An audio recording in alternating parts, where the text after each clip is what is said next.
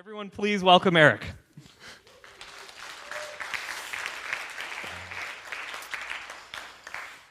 So I want to start out by saying thank you to the organizers for accepting my special request.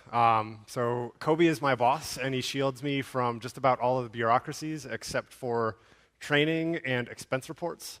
And every time I try to pay for a conference, I get yelled at because either I pay for it on my personal card and they don't like that, or I pay for it on the travel card and they don't like that either. And they say, you have to get this third card. And I'm like, what third card is that? And they're like, never tell me. So I just keep getting yelled at. So I almost did not make it here. Way back in January, I got a jury duty summons, and I was like, yes, this is exciting. And it was 2 weeks before the conference, so I thought, oh, it'll be fine. And then I was put on a 2-week trial. So I sat through the whole thing, and then they dismissed me as an alternate. And since the verdict hasn't come in, I can't tell you what happened or anything of that. But I can tell you stuff that wasn't about the trial. So we did puzzles. This is a bunch of dogs dancing at New Year's, and you can't really see it very well, but there's this really awkward couple over there. Like, something strange is happening with those two dogs. We did this parrot puzzle. It was much easier because the pieces were bigger. But there were a couple missing. That wasn't really a problem. And the other thing is, like the first day, we got to sit in these uncomfortable office chairs, which I don't do ever. And so I was all fidgeting around trying to get it to like feel comfortable at all. And before lunch, the judge is like, is there something wrong with your chair? And I'm like, I don't like these. Can I sit on a yoga ball? And she's kind of like, okay. So I went to Target during lunch, and I got a yoga ball. And then when they dismissed me, I took my ball, and I went home.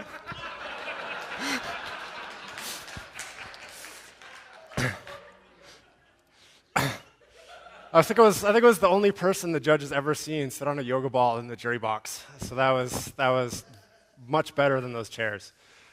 Yeah. So open source is my job. I work for AT&T with Kobe, and our team in general is building cloud stuff. I'm not really sure what all we're doing anymore because I don't pay attention.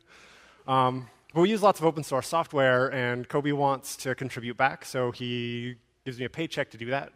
And I think I don't know really many other people who get paid to do that other than Aaron and Ryan, and then I think there were a couple other people here that I met. But yeah, Bryce down in the front. But really, I haven't heard of many other people who get to do this. So the main benefit of this is I get to set my own release schedule, and I get to set my own priorities, and get to work on what I want. But at the same time, if somebody ever comes to Kobe and says, hey, what's this guy doing? Then Kobe has to be able to say all this great stuff. So it's kind of, I still have to go and do valuable things. So the projects I pick are, I work on RubyGems. Recently, I've been working on integrating bundler features into RubyGems so we can merge the two projects. I work a lot on RDoc, NetHTTP persistent, and other HTTP stuff. And then I've got a whole bunch of other projects that I work on occasion as I get bored or I need something, change things up. And my main responsibilities in there are to maintain this software for other people so people find bugs or want new features. I want to be a good steward for the project, so I want to say if somebody wants to implement a feature request, I'll guide them on how to go about that, how to write tests, what stuff is good for documentation, and then also teaching people how to use the software that I write properly. And so what is it about open source that makes it work so well, and why do I work on what I do? And this is one of Y's last tweets before he disappeared. Programming is rather thankless. You see your works become replaced by superior works in a year, unable to run it all in a few more. And it keeps a lot of effort to keep your software updated and running and keeping up with the times and the ways, different ideas coming up and changing back and forth, and other people are going to keep disagreeing with you, and they'll create software that solves similar problems in different ways. And so from another viewpoint, Gary Bernhardt said, here's what becoming e-famous made me realize. Everyone is sincere and doing it because they care. I was very surprised to learn this. So even though there may be all this disagreement, the people who work on open source are almost always motivated by something they care a lot about. And if you take the time to listen and understand their needs and concerns, then you can usually work something out. And then also, I think this is about programming in general more, but Lindsay Bieta said, I get paid to do something I love, something I've done in my spare time since I was a kid, and that's awesome. That's why I care. And this is how I feel also. I care about open source, and I care about software, and I want to share that with everyone. And I care about writing software that's useful and easy to use, software that's flexible, and software that people like. And I also care about continually making that better over time. And working on open source also gives me some pleasant surprises. I had this bug filed against NetHP persistent, and this guy was like, oh, I had this error message. So when you had this like a connection failure, you'd say how many requests have been done on that connection. And so this was 750,000 requests that this guy had put through his API calls. And I was like, wow, that's amazing. I had no idea somebody would, my software would work this well. So I'd never yeah, it was still a bug, but I got this amazing feedback out of it. Another one was somebody was using the RDoc code coverage feature that says how much of your methods aren't documented, and he's like, oh, well, I've got all the documentation there, but RDoc says it's broken. It says that I'm not at 100%. I'm like, well, that's not really important. You have to worry about that. It's kind of more for entertainment. And he's like, well, I got this contract, and it says we need 100% coverage, and the tool is what we're using to validate that part of the contract. I was like, oh, that's I had no idea that somebody would actually go and use this in a contract. So that was very surprising. So and there are many people that care about open source, and they share some of these common values. So you form a community, and that sustains and fosters the growth of the software. And if you have a good community, it's going to help you collaborate and in a positive manner. You're going to get good bug reports and good feature requests and other contributions. And I want to maintain those kinds of things. You also, the real nature of open source is sharing and promoting reuse. So not just like the software itself, but the components inside of it and breaking them out into libraries. For example, Rails depends on all kinds of different gems, and some of them are developed inside of Rails, and some come from outside. So all these things together help form that community. And Ryan of GitHub has a post titled, "Your team should work like an open source project." You can find it at this link. There's also a talk that he gave on how GitHub operates. And it shows how you can apply these open source values to proprietary development inside your companies. And he listed these constraints that open source software has that's kind of unique. So projects working on open source use electronic communication a lot. So you have GitHub issues, and you send emails, or you talk on IRC, or there are mailing lists, or there are places you go for support. They have visible work.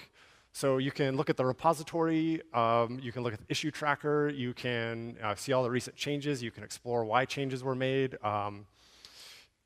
So you can go back in time and understand past decisions, and you can go and find, you can take links to these things and hand them to other team members and be like, hey, what about this thing?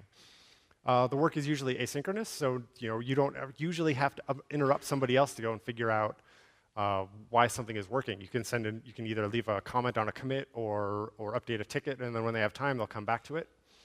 And it's also usually lock-free, so you don't have to worry about what somebody else is working on. You can continue doing your own stuff until it's time to go and get together and merge those things.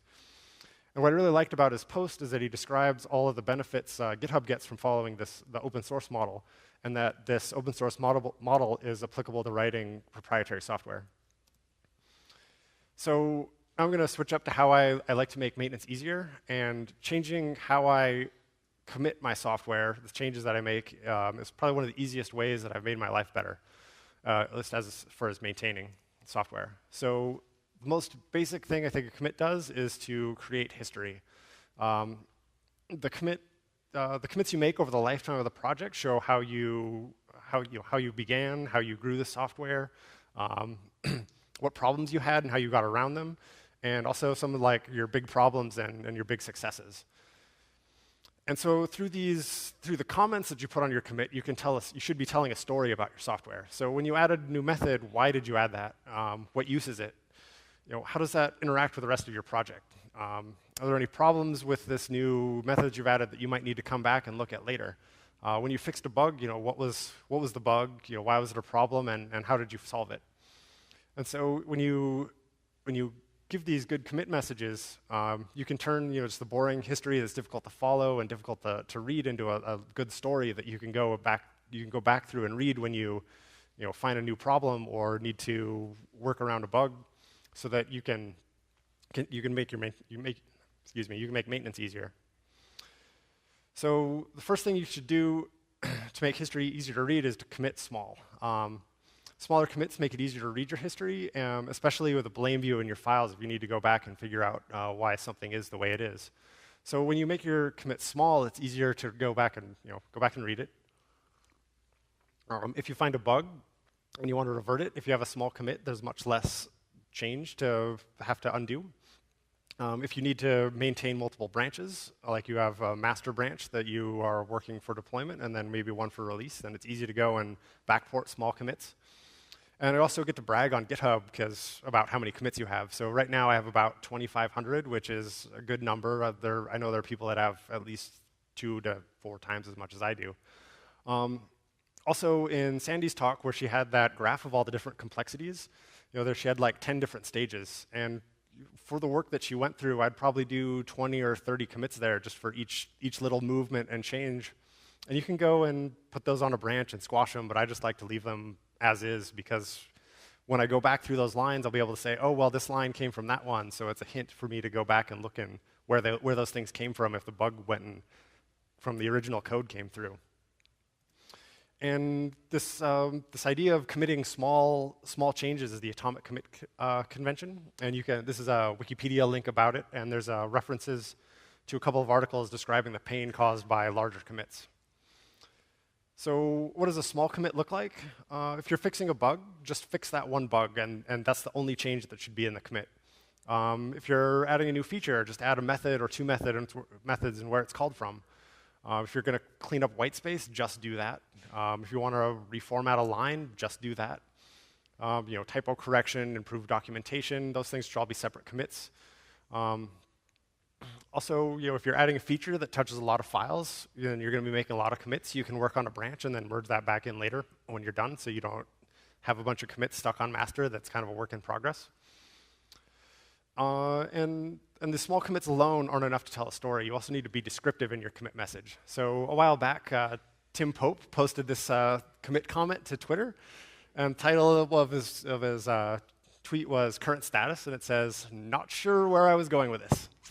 So this is Tim's state of mind when he committed this, but it's not very useful, because you go and read this and you're like, I hope I can figure out what Tim thought he was doing last week. And then he followed that up with, one thing Clojure has taught me is that good commit messages are a luxury of people that know what the fuck they are doing. So I think that if you work hard at this, you too can have the luxury of good commit messages, even if you don't know what you're doing.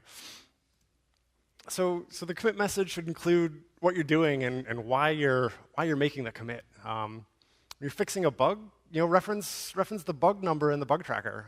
If the bug was introduced by some other commit or some other feature request, go reference those too. So you can go and see, oh, well, maybe there's a bigger problem here you'll discover.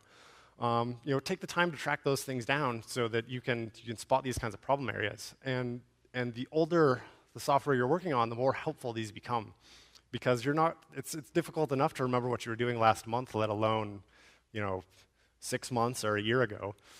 When I go and add features and I run into some existing behavior that I want to integrate with, and then I find a test fails, then I can go and see why I wrote it that way. And when there's good commit messages, it's even easier, because I'm reminded both from the code and from the message what I was doing or what the other person was thinking back then.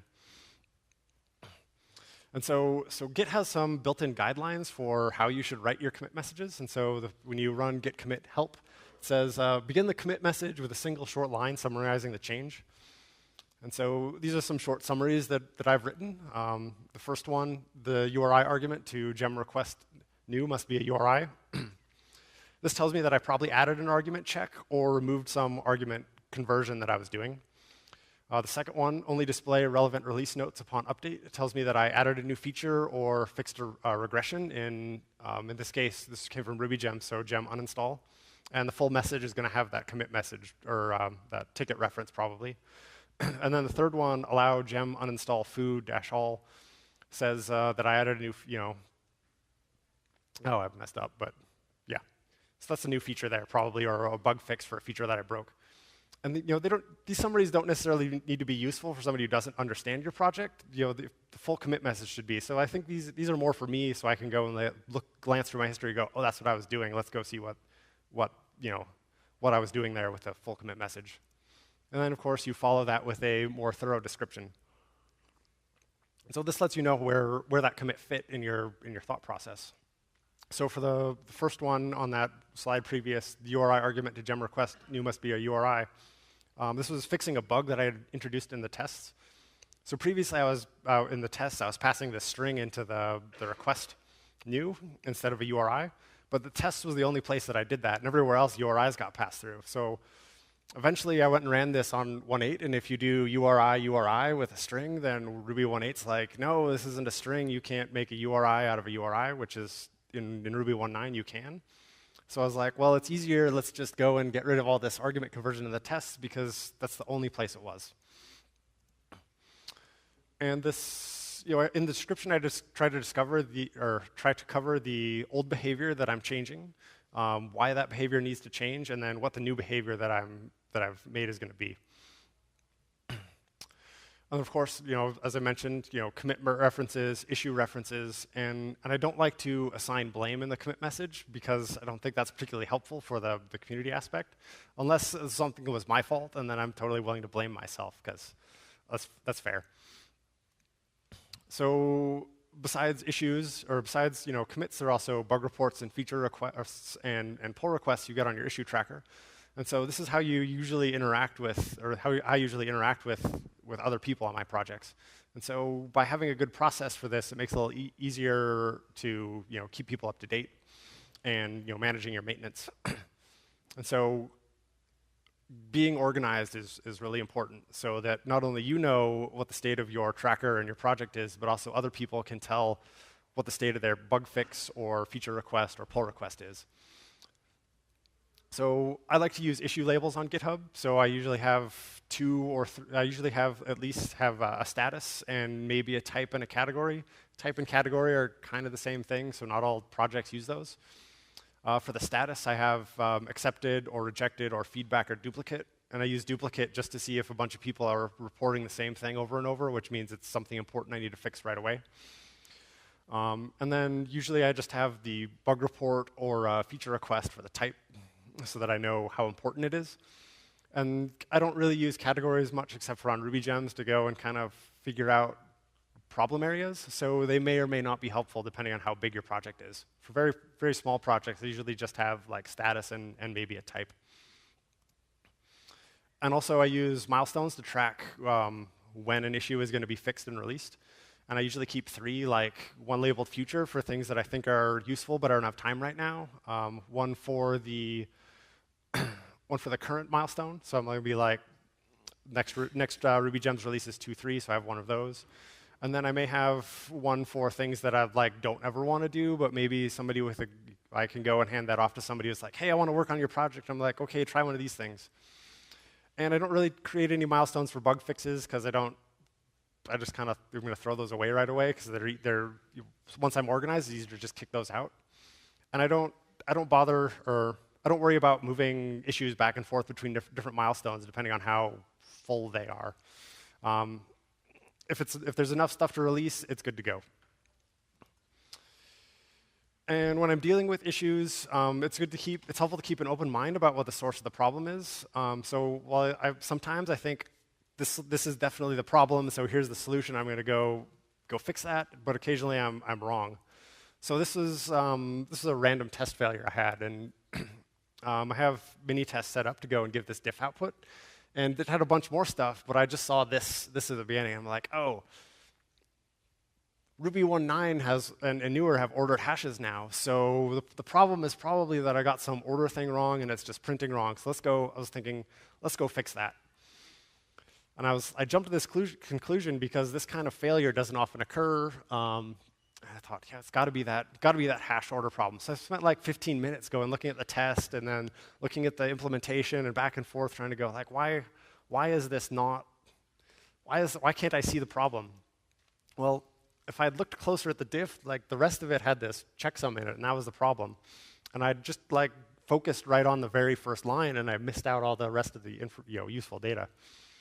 So the real problem was the tests would gzip the same file twice, and if that happened, the first file and the second file were on different seconds, and there was different gzip files, and then they got different hashes. So this 15 or 20 minutes that I spent on this was probably the smallest amount of time I wasted by not checking, double checking myself. But keeping an open mind about this is helps out. And it's okay to be wrong about these things, so long as you take your time to go step back and review what you're thinking about when you're not making any improvements or advancements. And but sometimes your assumptions about these things don't just stay in the your development process. They go and get into your issues.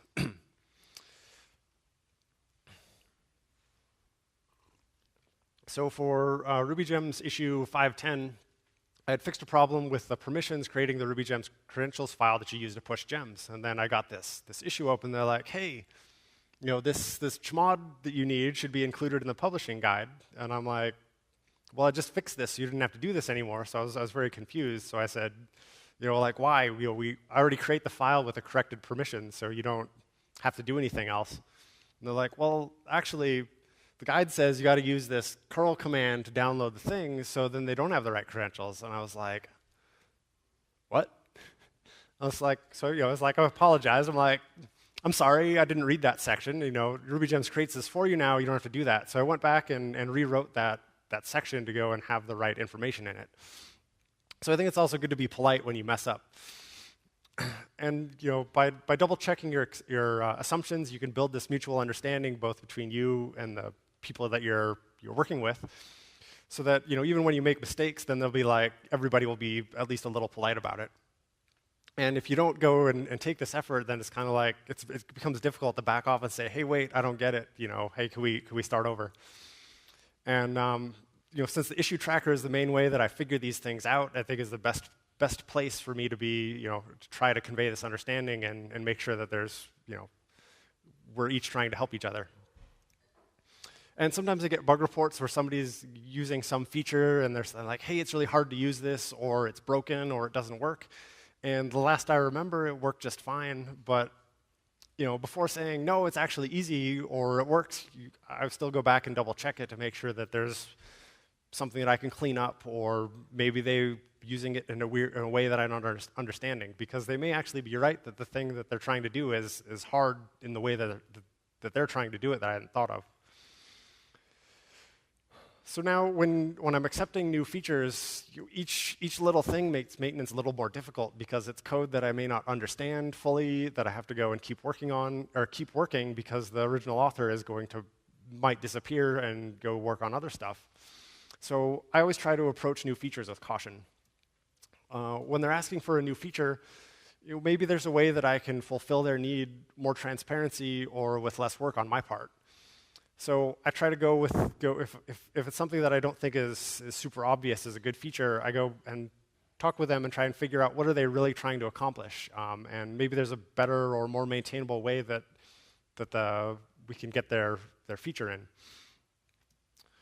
Kathy Sierra said, trying to force myself to keep asking, rather than solve this hard problem, is there a way to make that hard problem irrelevant? And the typical answer is yes. And when you're trying to solve a hard problem, think about how you can hide the details the user doesn't need to know about. Avoid anything that adds configuration. And if you do have to provide configuration, make it as automatic as possible. Provide broad defaults so that most people can get up and running without having to go and fiddle with everything.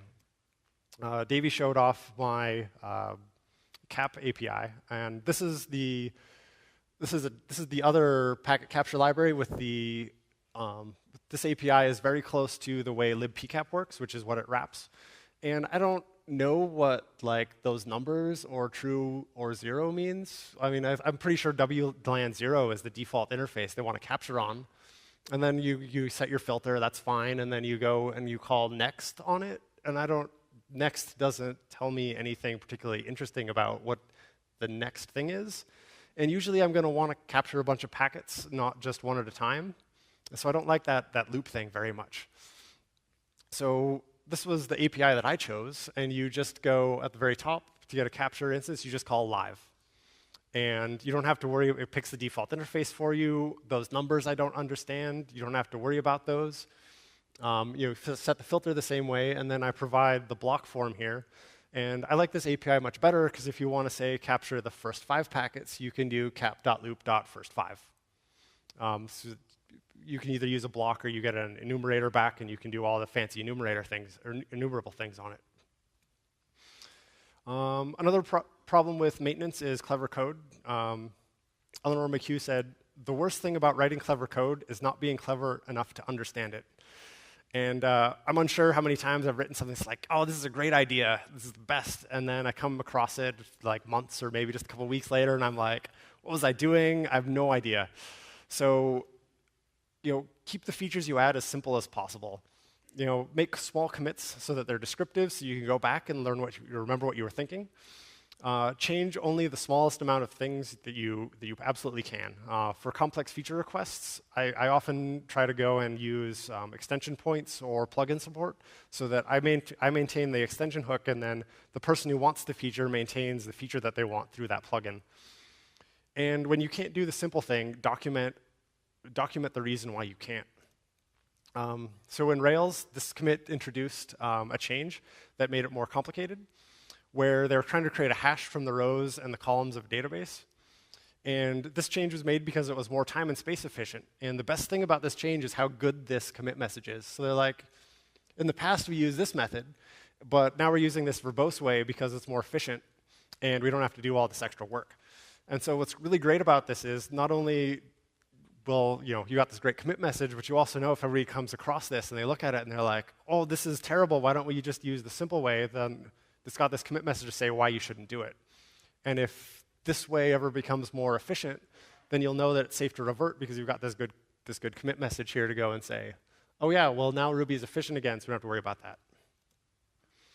And be sure to refactor to simplify your project. Both Sandy and Mark gave great examples of this in their talks. Does a method need to be 50 or 100 or 200 lines long? You can certainly break that up, as we've seen. And refactor to improve your API by creating separate classes and making features. It'll make features easier to add, and you can hide methods that the user doesn't need to care about by pushing them out into separate classes. So that'll help you help your users improve their understanding of the code, because there's less for them to think about. And of course, don't forget tests, so that when you don't introduce bugs as quickly. And a project with a good API is easy to use, and it's easy to integrate with the rest of your software. And the good API means your users don't need to do as much work to track any updates that you make. So you could fill a whole conference talking about what makes an API good. So these are some of the things that are important to me. Good API is compact. You don't have to interact with many objects. So there's not as many puzzle pieces that you need to put together. You don't have many arguments on the methods. You don't have to do any configuration. And you can go and you check to see if your API is good by writing tests for it. So if a user is going to use this and you're having a really hard time writing a test for it, your users are probably going to have a hard time using it as well. Pick good names. This is really difficult, but there's some ways you can check to see if a name is good. Do the names that you're using fit the purpose? Carrie spoke about this in her talk. Do the names indicate what the methods are supposed to do? Do they reveal the intention that when I call this, is the result going to be something that matches the name? Use semantic versioning. We already covered this, but I'll cover it quickly again. If you change the first number, you've broken something. Incompatible API. If you change the second number, you've got a new feature, but it's backwards compatible, so you don't have to worry about upgrading. And if you change the last number, you just fix the bug. And of course, Semver has the full details. But with Ruby and RubyGems in particular, be sure you make your dependencies right. So you don't want to do this, because when you put all 3 digits, then you get versions 10.03 to 10.099. So you don't get any new features, you just get the bug fixes in the series, which is probably not what you want. Instead, you can use 2 requirements. So you can be, okay, I want all of the 10.0 through 10.99 releases, but at least this bug fix version. And if you're going to be releasing software as open source, you'll want contributions to come back to you, of course. And so I like to try to reduce barriers to this for new contributors to get them, to make it easier for them to get started.